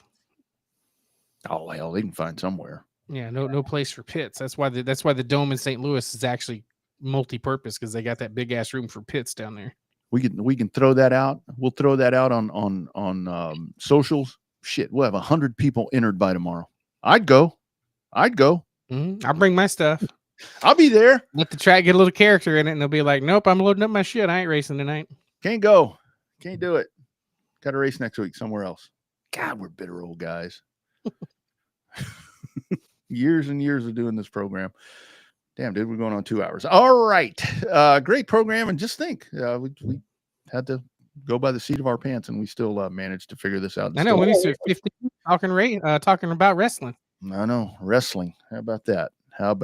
You get it all on this show. You get it all. Savannah Bananas on this show tonight. So hitting a new level. Tune in next week. There's no telling what we'll talk about. Maybe pornography, who knows? But be sure and be a part of it. Be sure and like all the socials, and be sure and support the people that support us. We talk all the time about our friends at On Demand Shirts, just great folks right there, the official apparel providers of us. How about a quick word from On Demand Shirts before we skate on out of here on Tuesday night? Hey, I'm Ross. Well, him too. Ross is a good dad. How Precision, consistency. Just like in racing, these are our values in screen printing, embroidery, and everything in between. If it's branded, we can do it. There it is, On Demand Shirts. Did I send you the proofs I got from my stuff? Maybe. I'm so far behind, dude. I'll send them to you when we're done. Same word. I have two color choices, gray or black. It looks like I'm going black. Shocker. Yeah. Same word to anybody else that may have sent me something in the last week. If I haven't addressed it, I will. I'm just a little behind. So anyway. All right, Bobby, rest of the week for you, my man. Like I said, I am staying home, and I am going to be watching some asphalt racing this weekend. I may go to Cotton Bowl because I'm happy to see Stims, KR in the gang, Kevin Fry, great flag man, one of the best in the nation. And then our good buddy KR, who's always been good to the show. I can go down and hang out with him, and then hang out with H there in the tower. So looks like that's probably what I'm pushing 90%. I'll be there. Plus I get to see Joyce, that she'll probably cook something. Oh, sexy Joyce. Yeah, absolutely. That's worth the trip right there. I may have to think about my plans now if that's going to be the case. Last time I was there, she had fajitas. What? Yeah, she made fajitas. Yeah. Queso and everything. She made queso, fajitas, all kind of the full-fledged when the races are over inside that office over there. Not only that, you get all the great commentary from her too. That's the best part. A lot of times that's better than the food. Just hearing the thoughts of the great Joyce Shepard. Like I said, my biggest problem is that when I go, I don't come home real early. I stay out a little too late because, when the promoter wants you to drink a little alcohol with him, you got to drink a little alcohol, and I don't like to drink and drive a whole lot. It's not good. Well, you better be having a ride share, mister. That's right. That's right. Do it responsible. That's right, mister. And if you get in trouble, I'll call you a bum. Somebody called me a bum the other day, and I'm like, all right. I posted something on Twitter or X, and they're like, you're nothing but a bum. I'm like, I hadn't heard that one in a while. It's a stretch nowadays. Yeah. I'm like, bum? All right. Sounds good. Bum.